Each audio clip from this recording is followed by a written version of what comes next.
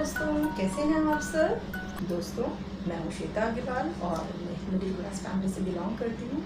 दोस्तों, middle class family वालों की लाइफ में बहुत ही बड़ी प्रॉब्लम आती है फाइनेंशियल प्रॉब्लम की, और जिसमें हमारी लिमिटेड इनकम होती है, जिसमें कि हमको पूरे घर का खर्चा चलाना होता है और भी बहुत सारे एक्सपेंसेस होते हैं, सेविंग भी करनी होती है। तो मेरी मंथली इनकम है 20,000 रुपीज़ और हमारा 4 लोगों का परिवार है।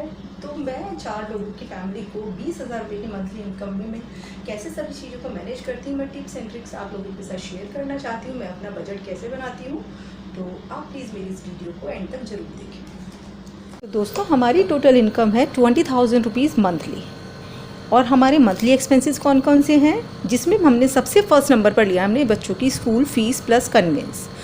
तो दोस्तों, मेरे 2 बच्चे हैं जिनको कि मैं अभी बहुत महंगे स्कूल में तो नहीं मैं अफोर्ड कर सकती, तो मैं पढ़ाती हूँ। उसमें स्कूल की फ़ीस बच्चों की जाती है 1,500 रुपये पर बच्चा। तो मैंने लगाया है 1,500 रुपये 2 बच्चों के हिसाब से 3,000 रुपये monthly school fees plus conveyance का खर्चा। तो उनकी रिक्शा मैंने लगाई है जिसमें 500 रुपीज़ पर वन जाते हैं, तो जिसमें 2 बच्चों के हुए 1,000 रुपये। तो मंथली एक्सपेंसेस हो गया हमारा स्कूल का बच्चों का 4,000 रुपीज़।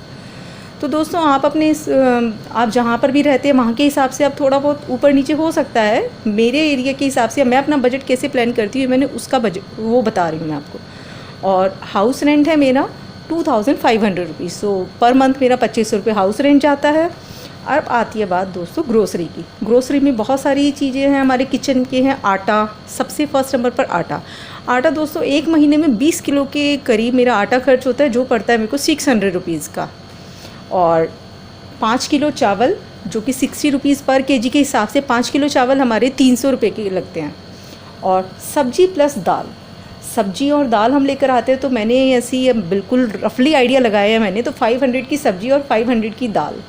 तो मैंने 1,000 रुपये मंथली एक्सपेंसेस जोड़ा है। इसमें 10-20 रुपये ऊपर नीचे हो सकते हैं, लेकिन एक रफली आइडिया मेरा इतना ही बैठता है। तो ये मेरा आटा चावल सब्जी दाल का मेरा होता है 1,900 रुपये मंथली। और फिर आती है बात दोस्तों देसी घी, ऑयल या स्पाइसेस की। तो देसी घी मेरा 1 किलो मेरे को बाज़ार से लेना पड़ता है। बाकी मैं दूध की जो मलाई आती है उसका भी मैं घी निकाल लेती हूँ। तो मेरा 1 किलो बाहर से देसी घी लाना पड़ता है मेरे को मंथली, जो आता है 500 रुपीज़ का। और 2 किलो मेरा ऑयल लगता है मंथली, तो 125 रुपीज़ के हिसाब से 250 रुपीज़ का मेरा तेल लगता है हर महीने। और मसाले मैंने 300 रुपये के लगाए हैं, क्योंकि मेरे 250 ग्राम में मसाले मंगाती हूँ तो मेरे 300 रुपये में हो जाते हैं। 1,050 रुपये मेरे टोटल होते हैं, 500 रुपये घी के, 250 रुपये तेल के और 300 रुपये मसाले के। फिर बात आती है दूध की। तो दोस्तों, मैं 1 किलो दूध डेली मंगाती हूँ, तो 60 रुपीज़ के हिसाब से 1,800 रुपये का 1 महीने का मेरा दूध आता है। जिसमें थोड़ा सा जो दूध बचता है मैं उसकी दही भी उसी में से जमा देती हूँ, तो मेरा 1,800 रुपये में हो जाता है पूरा। और 5 किलो मेरे घर में चीनी खर्च हो जाती है, जिसको मैं 40 रुपये के हिसाब से 200 रुपये की चीनी होती है। तो ये मेरा 2,000 रुपये का मेरा ये खर्चा बैठता है। फिर बात आती है साबुन, सर्फ, शैम्पू, पेस्ट वगैरह की। तो मेरी 4 पीस की साबुन का मैं सेट लाती हूँ, जो 125 रुपये का आता है, जो मेरा पूरा 1 महीने चलता है। और 2 किलो मेरा सर्फ़ लगता है, जो मेरा 85 रुपीज़ का 1 केजी आता है, तो 170 रुपये का सर्फ़ लगता है। शैम्पू दोस्तों मैं 1 रुपये वाला पाउच लाती हूँ, जो कि मैंने अप्रॉक्सीमेट ऐसे ही लगा दिया है कि मतलब अगर हम 60 पाउच भी 2 पाउच डेली के भी खर्च होते हैं तो 60 रुपीज़ का हमारा बैठता है ये।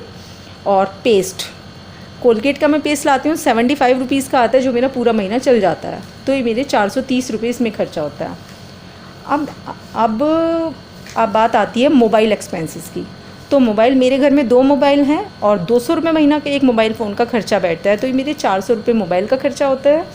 केबल टीवी, केबल मेरे यहाँ लगा हुआ है, उसका 300 रुपये महीना का मेरा केबल का चार्ज जाता है। गैस आती है दोस्तों 1,050 रुपये का सिलेंडर आता है, जो मेरा 2 महीने चलता है। तो उस हिसाब से मेरा 525 रुपये का गैस का खर्चा होता है। तो अब बात करते हैं हम कन्वेंस की या पेट्रोल की। तो दोस्तों, हमें कहीं पर भी आना जाना होता है, तो अगर अपना व्हीकल है तो हमें पेट्रोल की ज़रूरत पड़ेगी, अदरवाइज़ तो हमें कन्वेंस यूज़ करनी पड़ेगी। तो उन दोनों का मिलाकर मैंने 1,000 रुपये लगाया है। इलेक्ट्रिसिटी बिल, दोस्तों मेरे यहाँ इलेक्ट्रिसिटी बिल मैंने 1,500 लगाया है, लेकिन ये क्या होता है, गर्मी में 1,500 की जगह 1,600 भी आ जाता है और सर्दियों में बहुत कम भी आता है। तो ये उस हिसाब से मैंने एक एवरेज लगाकर 1,500 रुपये लगाया है। अब बात आती है इमरजेंसी एक्सपेंसेस। इमरजेंसी एक्सपेंसेस में क्या है, जैसे कभी एकदम से कोई लाइट ख़राब हो गई, कोई नल में कोई कमी आ गई है, किसी भी चीज़ में कोई हमें खर्चा करना पड़ता है, किसी की तबीयत ख़राब हो गई, तो उसके लिए मैंने 1,000 रुपये में पर मंथ अलग से उठाकर रखती हूँ जो मेरे इमरजेंसी एक्सपेंसेस के होते हैं। और दोस्तों हमें सेविंग भी करनी बहुत ज़रूरी होती है, तो मैं 2000 रुपये जैसे ही मेरी को सैलरी का आती है तो मैं उसमें से 2000 रुपये मैं अपने सेविंग की निकाल लेती हूँ पहले ही, जिसमें कि मेरे को कोई भी इमरजेंसी आए, कुछ भी मेरे को एक्स्ट्रा खर्चा करना पड़े तो मैं इस सेविंग में से कर सकूँ। तो मेरा ये टोटल मैंने जो मिलाया है तो मेरा 18,605 रुपये मेरे अभी तक के खर्चा हुए हैं। उसके बाद मेरे टोटल इनकम 20,000 थी, जिसमें से मेरे सारे खर्चे मिलाकर 18,605 रुपये हुए हैं और अभी मेरे पास 1,395 रुपये बचे हुए हैं।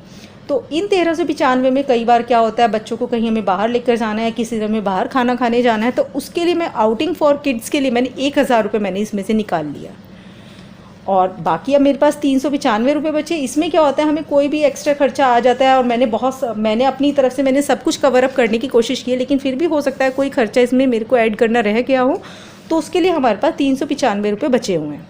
तो दोस्तों ये था मेरा मंथली बजट। इसमें मैंने सभी चीज़ें कवर अप करने की कोशिश की है और इसमें मैंने अपने परिवार के हिसाब से मैंने खर्चा लगाया। आप इसमें से कोई भी चीज़ कम या ज़्यादा करके मैनेज कर सकते हैं। तो देखा आपने, इन 20,000 रुपये में से मैंने सेविंग भी की है, आउटिंग भी कराई है बच्चों को और मैंने सभी खर्चों को कवर अप किया है। तो दोस्तों ये था मेरा तरीका अपने घर का बजट बनाने का। अगर आपको मेरा तरीका पसंद आया तो आप भी एक बार इस तरीके से बजट बनाकर देखिए और अगर आपको मेरी वीडियो पसंद आई तो वीडियो को लाइक करें, चैनल को सब्सक्राइब करें और कमेंट करके मुझे ज़रूर बताएं।